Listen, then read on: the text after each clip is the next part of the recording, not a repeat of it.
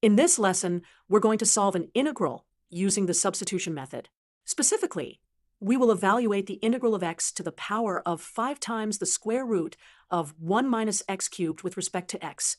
To evaluate this integral, we will use the substitution method. Let's start by making a substitution. We'll set u equal to 1 minus x cubed. Then we'll differentiate u with respect to x to find do. Now we can express dx in terms of do. Dx is equal to do divided by negative 3x squared. Now let's rewrite the integral in terms of u. Simplify the expression.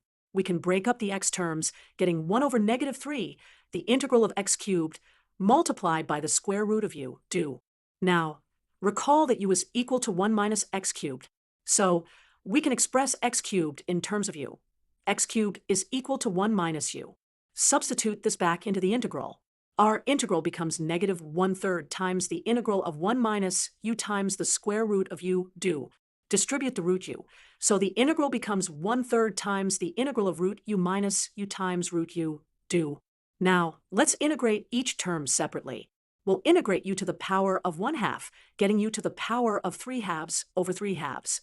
Then integrate u to the power of 3/2, getting u to the power of 5/2 over 5/2. Simplifying both terms, we get 2/3 u to the power of 3/2 minus 2/5 u to the power of 5/2.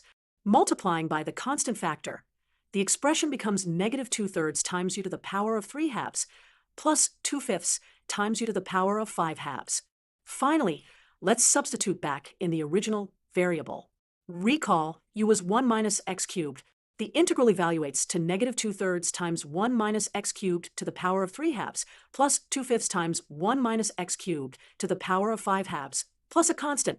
And that's how you evaluate the integral using the substitution method.